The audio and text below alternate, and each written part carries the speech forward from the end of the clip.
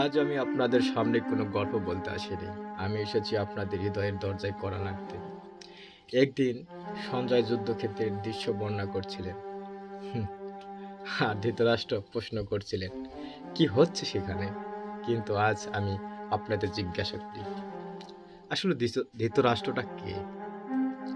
সে আপনার হৃদয়ে কোথায় থাকে, বা বাইরের জগতে সে কোথায় আছে? সে কি শুধু এক অন্ধ রাজা?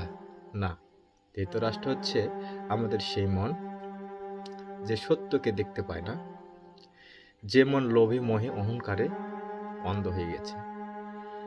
আর সঞ্জয় কে, আপনি কি জানেন? তিনি আমাদের অন্তরের কণ্ঠস্বর। আপনি মানুন কিংবা না মানুন, আমাদের বিবেক যে প্রতিদিন প্রতিক্ষণ আমাদের বলে, কি বলে আপনি কি জানেন?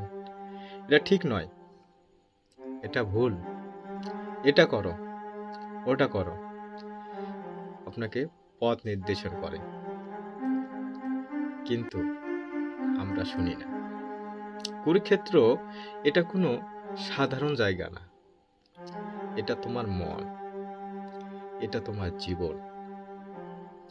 সত্য বনাম মিথ্যা আর ধর্ম বনাম অধর্ম, এই দুটির মধ্যে আমাদের যুদ্ধ হয়।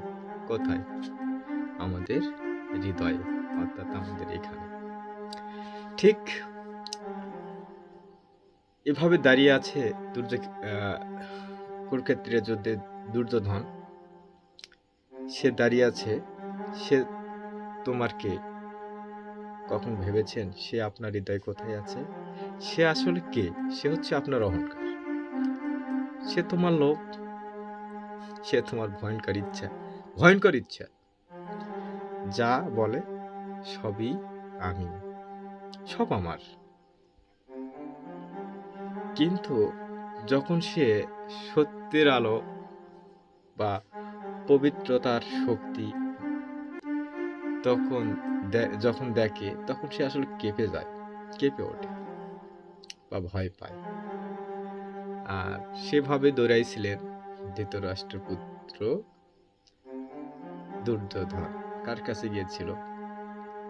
দ্রোণাচার্যের কাছে। ঠিক দ্রোণাচার্যের কাছে কেন গেলেন? সত্য সবসময় মাথা উঁচু করে থাকে, কিন্তু তাকে দেখা যায় না। কিন্তু মিথ্যা অবশ্যই দেখা যায় এবং মাথা উঁচু করে থাকে। সে দ্রোণাচার্যের কাছে গেলেন। আর দ্রোণাচার্য কি, আপনি কি জানেন? দ্রোণাচার্য আপনার হৃদয় কোথায় থাকে? আপনার দেহের মধ্যে। সে হচ্ছে আপনার অভ্যাস, পুরানো সংস্কার। গুরুদেব বা বড়রা আমাদের সেই উপদেশ, সেই সংস্কার দিয়ে থাকেন, যা জানে কি ঠিক আর কোনটা ভুল, তবু ভুলের পাশে দাঁড়ায়। ঠিক আমাদের অবশ্যই সাবধান হওয়া উচিত।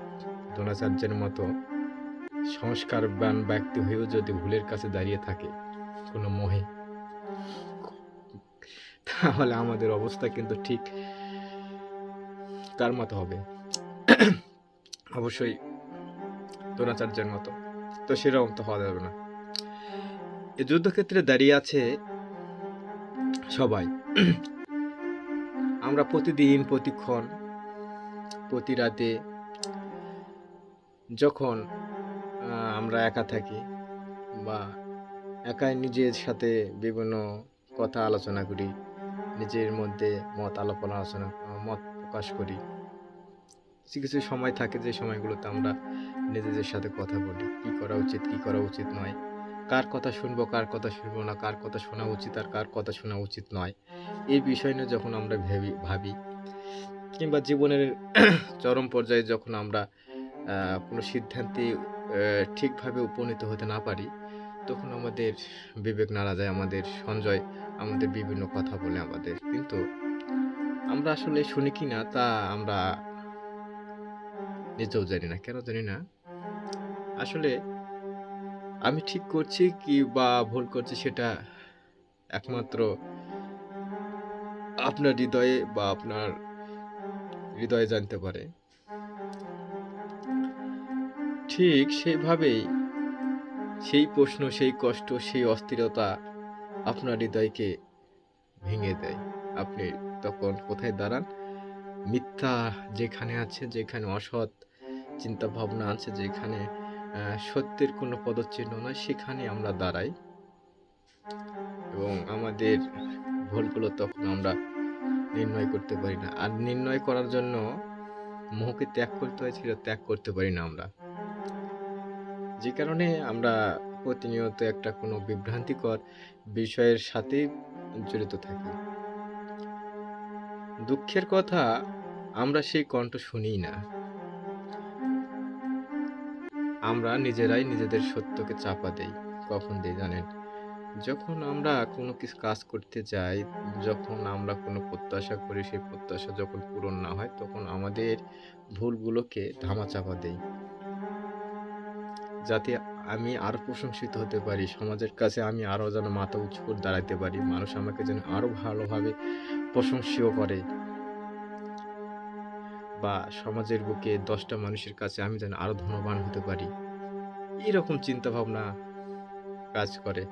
অথচ তার হৃদয়ে সঞ্জয় বলতেই থাকে, এত সম্পদ, এত ধন সম্পদ তুমি কি করবা? কিন্তু তারপরও মানুষ করে। কেন করে? এই কারণে করে, ঠিক কার মতো বলবো?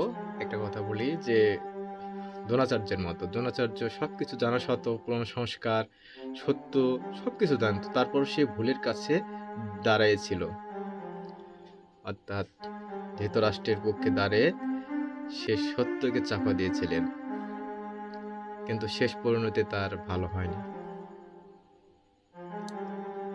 তো আমরা এই সিদ্ধান্ত নিতে পারি, বা আপনিও এই সিদ্ধান্তে আসতে পারেন, যদি আপনার যুদ্ধক্ষেত্র বা কুরুক্ষেত্র সম্পর্কে গীতার অমৃত কথা হৃদয়ের অন্তস্থ থেকে যদি আস্বাদন করে থাকেন এবং কথাগুলো বোঝার চেষ্টা করেন, তাহলে অবশ্যই আমার এই কথাগুলো আপনাদের হৃদয়ে কিছু না কিছু আহ, দেবে, উপহার দেবে আর কি বলতে পারেন। তো সত্যের পক্ষে দাঁড়ান, ধর্মের পক্ষে দাঁড়ান, অবশ্যই আপনি জীবনে হয়তো বা আপনার আহ, সত্যকে কেউ দেখতে পারবে না, কিন্তু আপনি মন থেকে, আপনার হৃদয় থেকে অবশ্যই সেই মিথ্যার কাছে মাথা উঁচু করে দাঁড়িয়ে থাকতে পারবেন। মিথ্যাকে দেখা যায়, কিন্তু সত্যকে দেখা যায় না। ঠিক ধর্মরাজ যুধিষ্ঠির, অর্জুন, সেই সময় হয়তো বা তাদেরকে এতটা গভীরভাবে দেখা হয়নি। বেশিরভাগ দেখা গেছে যে রাজপথে ছিল দুর্যোধন, ওনার প্রতাপে তখন পরিলক্ষিত হয়েছিল।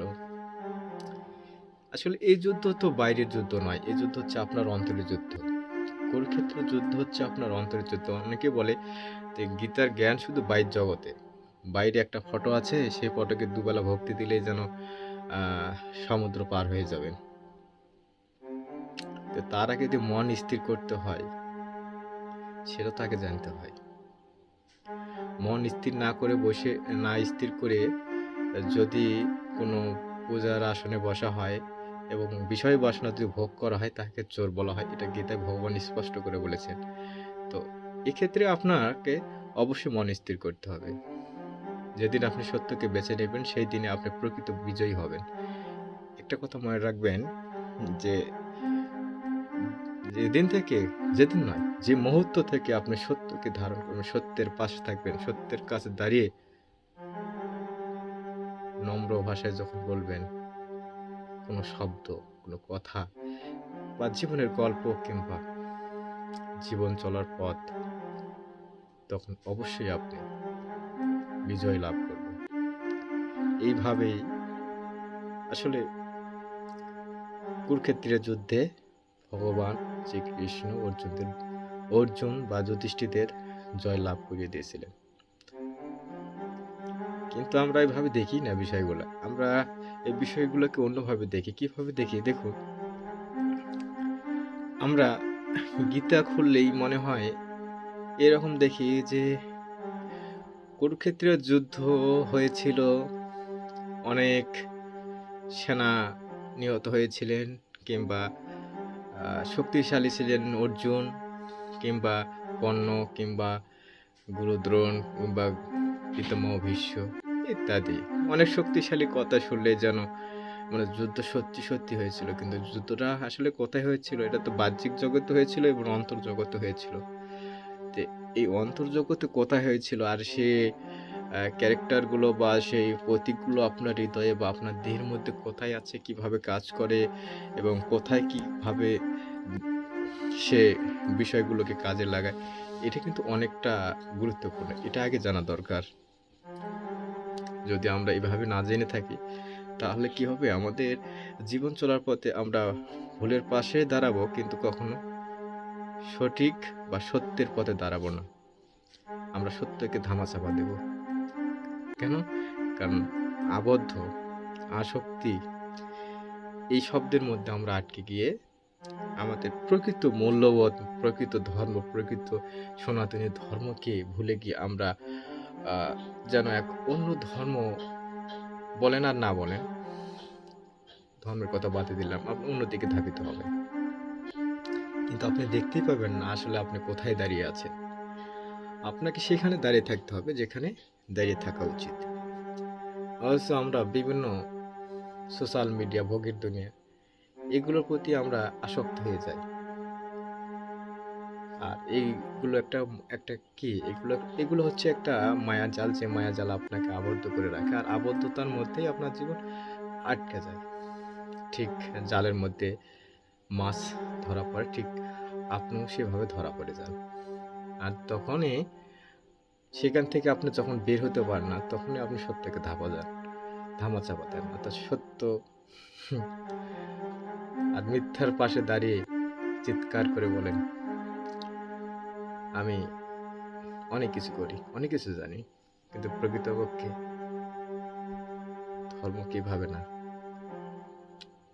গীতার আলোকে দেখুন, নিজেকে জানুন, নিজের দেহকে জানুন এবং সত্যকে জানুন। হরে কৃষ্ণ।